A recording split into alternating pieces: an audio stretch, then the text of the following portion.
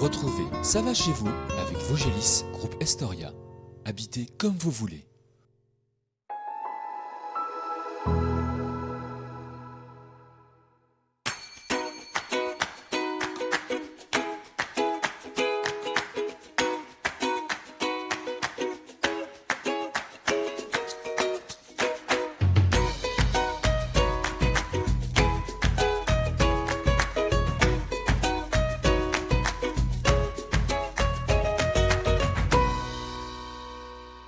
Nous partons cette semaine à une vingtaine de kilomètres de Vittel, une trentaine d'Épinal, non loin de Mirecourt, découvrir le village d'Imont qui compte un peu plus de 500 habitants. La commune était autrefois traversée par la voie romaine reliant Langres à Metz et Strasbourg. Nous partons à la rencontre de Flavien Chapelier, membre de l'association Les Amis de la Saule, une association qui regroupait à sa création en 1963 les sapeurs-pompiers. En fin d'émission, focus sur le relais de la gare, l'unique commerce de la commune a été racheté par la municipalité et depuis quelques jours, Patrick Prudhomme est aux affaires en tant que nouveau gérant. Mais pour débuter, nous sommes avec vous, Christine Rouillère, vous êtes maire de la commune. Alors, un premier mandat, après des mandats d'adjoint, troisième adjointe, première adjointe, première femme, maire du village d'Imont. C'était une suite logique pour vous, cet enchaînement, cette continuité? Oui, on va dire comme ça, c'est... En même temps, j'ai commencé par les parents d'élèves, l'association des parents d'élèves, le CCAS. Donc la commune, je pensais faire que conseillère, mais j'ai été direct adjointe. Puis après, voilà. Ça s'est enchaîné naturellement. Voilà. Alors ce village d'Imont, c'est un village donc pas trop loin de Vittel, pas trop loin d'Épinal. Le bassin d'emploi se situe où? On a quand même le bassin de Mirecourt, puisqu'il y a Ravenel et deux postes pour l'hôpital, maison de retraite, donc à Mirecourt et à Matincourt, le Val du Madon. Sinon, beaucoup de personnes travaillent sur Épinal, et puis il y en a quand même qui vont à Nancy. C'est qu'il y a des actifs encore dans le village, c'est plutôt une bonne chose. Comment se répartit la population aujourd'hui? Alors, elle est vieillissante, parce qu'il y a quand même un tiers de plus de 65 ans. Les enfants, il y en a, ça doit être une trentaine pour Imont. Et le reste, c'est les villages qui sont associés, puisqu'on a fait un syndicat scolaire et avec 5 villages. Alors le nom de l'école n'a pas été choisi par hasard, je crois. On a eu quelqu'un qui nous a suggéré qu'il y avait eu un celte qui était passé donc par Imont. Et il est à l'origine du nom d'Imont et du coup on a pris le nom d'Adonis pour l'école d'Imont. Est-ce qu'on peut dire qu'aujourd'hui ça va chez vous à Imont? Oui, je pense. Un mot peut-être sur le projet de centrale photovoltaïque sur les friches Parisot. Au tout début, c'était l'usine de meubles, elle était à Imont. À l'origine, et c'était d'ailleurs une fabrique de seaux qui a ensuite été une fabrique de meubles, et il coupait les arbres, il faisait les planches, il faisait sécher, enfin tout était fait directement sur le site. À un moment donné, ils ont tout rassemblé sur Matincourt, alors il y a même eu à Mirecourt, et ensuite ils ont fermé là, il n'y avait plus... C'est finalement peut-être mieux que de voir des friches, des bâtiments laissés à l'abandon. Donc c'est un projet qui est prévu pour quand? Alors là, il est déjà bien commencé, puisqu'il y a normalement une année d'études pour la faune, la flore, tout ça. Donc c'est fait. Ils ont déposé le permis de construire donc en fin d'année. Si tout va bien, l'ouverture serait pour 2026. Et en complément, une deuxième centrale photovoltaïque dans la commune. Là, c'est projet privé aussi, mais sur un terrain qui appartient à la commune. Voilà, là, c'est sur un terrain de la commune et il y aura une location pour la commune. Donc un loyer sera reversé par l'investisseur. Et puis là, ça sera, comme c'est carrément dans la nature, ça sera autre chose. Les habitants, peut-être aussi, ne seront pas aussi réceptifs parce que comme il y a un étang à côté, avec, on va dire, une zone un peu de loisirs, de détente, ça passera peut-être pas pareil. Un dernier projet dont on n'a pas parlé, c'est Village d'avenir. Au départ, c'est avec le projet de l'église que j'ai été retenue puisque j'avais mis l'église seulement dans le projet. Mais entre-temps, la salle des fêtes a eu des soucis de chauffage. Donc je ne sais pas lequel des deux projets sera mis à exécution. L'idée, c'est d'avoir un soutien pour réhabiliter ces choses que vous avez mis en avant, donc l'église et... L'église, c'est la toiture. Et puis donc la salle, c'est pareil, c'est donc le chauffage, mais en même temps il y a le WC handicapé à remettre aux normes. On suivra tout ça. Merci beaucoup Christine pour votre accueil à Imont. Nous partons maintenant à la bibliothèque rencontrer Flavien Chapelier. C'est en 1963 que l'association a vu le jour. Elle regroupait à ses débuts les pompiers, mais depuis il y a eu plusieurs évolutions. Aujourd'hui on parle des Amis de la Saule et on va découvrir tout cela avec Flavien. Merci Flavien de nous accueillir. Alors nous sommes dans la bibliothèque, on y reviendra tout à l'heure, mais 1963, la création de cette association. Depuis, il y a eu des évolutions. Expliquez-nous un petit peu comment ça s'est passé. Oui, en 2021, faute de pompiers sur le village, tous les membres, les villageois, ont pu rejoindre l'association pour créer les Amis de la Saule.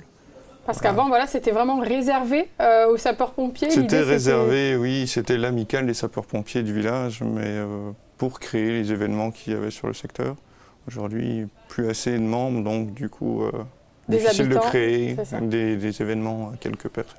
Aujourd'hui, vous êtes combien de bénévoles dans cette association? 19. Exactement. 19 bénévoles actifs? Actifs, bien sûr. Donc, toujours à la recherche, j'imagine, d'autres bénévoles pour agrandir un petit peu le cercle? Oui, alors toujours ouvert. Voilà, on est déjà un bon noyau qui permet de faire tourner.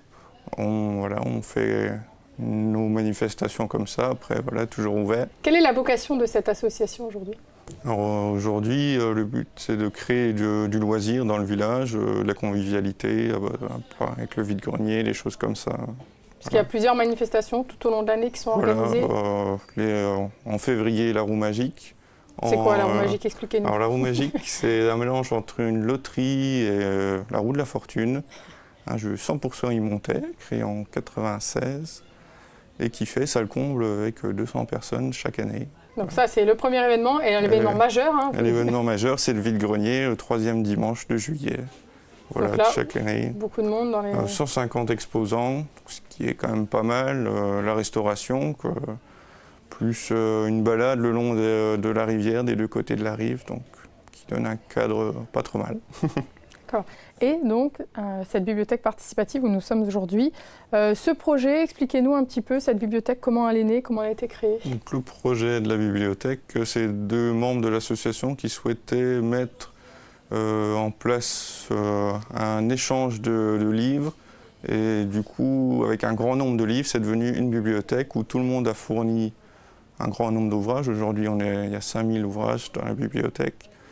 Et le but, c'est pas forcément un emprunt avec une durée déterminée, c'est un échange, on peut garder le livre que l'on prend, voilà. D'accord. Aujourd'hui, est-ce qu'il y a d'autres projets, d'autres envies pour l'association? C'est déjà pas mal, il faut déjà faire tourner tout ça. Alors c'est déjà pas mal, parce qu'il y a d'autres petites manifestations comme la chasse aux œufs, au lundi de Pâques, le défilé d'Halloween avec les enfants, aussi de faire des après-midi jeux de société pour faire participer tous les habitants et autres. Alors pour l'association, on en a terminé, mais vous allez nous dire un mot sur un autre projet. Alors plus personnel, il vous concerne uniquement vous, Flavien. Oui. Expliquez-nous un projet de répétition, de salle de répétition. Voilà, donc en 2020, j'ai eu l'idée de créer dans une cave dans ma maison, une cave qui n'était pas utilisée depuis 20 ans, créer une salle de répétition pour les groupes de musique du secteur. Donc, qui a été réfléchi pour l'acoustique et pour tout le côté technique qui permet aujourd'hui à la location de chaque groupe de venir y répéter. Voilà. Et ça fonctionne? Il y avait de la demande sur ce créneau-là? Alors la fin des travaux vient d'arriver et on commence à mettre en place des répétitions et ça commence à fonctionner. Voilà. Donc des groupes de musique du secteur? Des groupes de musique du secteur qui viennent même jusqu'à Nancy, Metz, voilà, qui cherchent un lieu isolé. Une cave, on n'en trouve pas partout. Il n'y a pas de réseau, ça coupe du monde et on permet d'apporter de la créativité aux groupes locaux. Voilà. Écoutez, bonne continuation dans ce projet-là et pour l'association. Merci beaucoup Flavien pour votre accueil. Nous partons maintenant au Relais de la Gare rencontrer Patrick Prudhomme. Après plusieurs mois de travaux, le Relais de la Gare, propriété de la commune, a rouvert ses portes. L'unique commerce du village est aujourd'hui tenu par Patrick Prudhomme. Rencontre. Patrick, merci de nous accueillir dans le Relais de la Gare. Alors, ce lieu a longtemps été tenu par monsieur et madame Bernardi, les anciens gérants, qui ont cherché à revendre pour partir. La commune a racheté. Et depuis quelques jours maintenant, depuis début mars, vous êtes donc à la tête de ce Relais de la Gare. Pourquoi le projet là? Qu'est-ce qui vous a plu dans ce projet? Alors ça m'a plu parce que j'ai tenu un petit restaurant l'année dernière, au bord d'un lac, ça m'a toujours plu.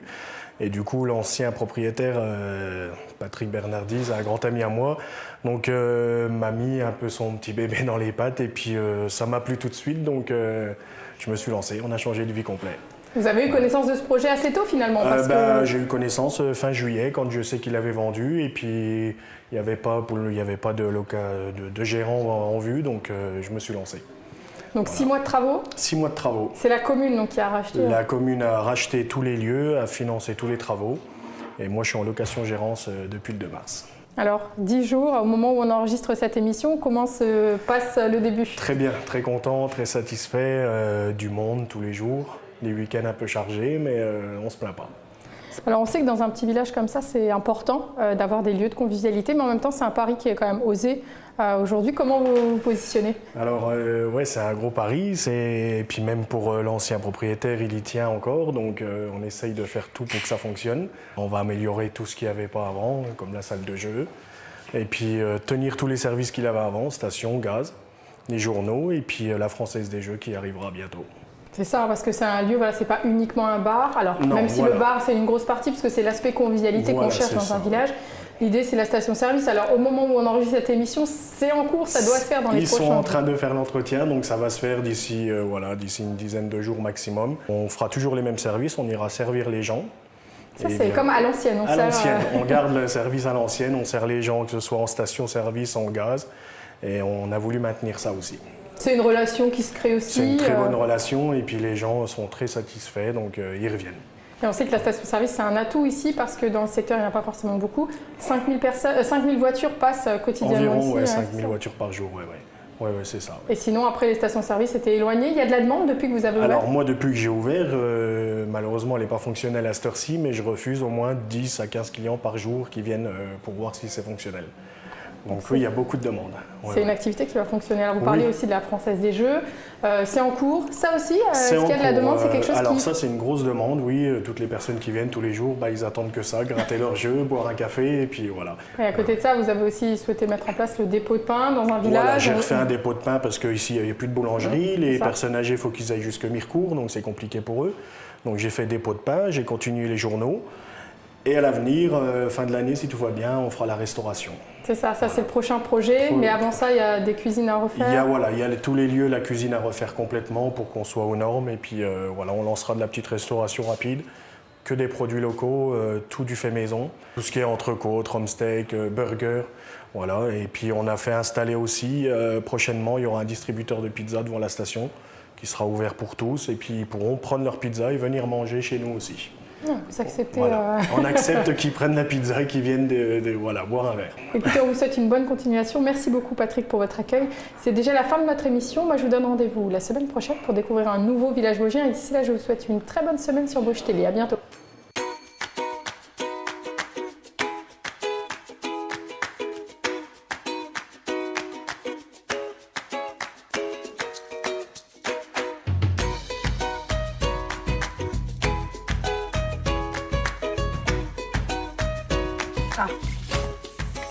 Ah bah, Il cherche les œufs de Pâques, bah oui. saison. T'es pas un peu trop jeune pour ça? Pour lire ça? C'était Ça va chez vous avec Vosgelis, groupe Estoria, habitez comme vous voulez.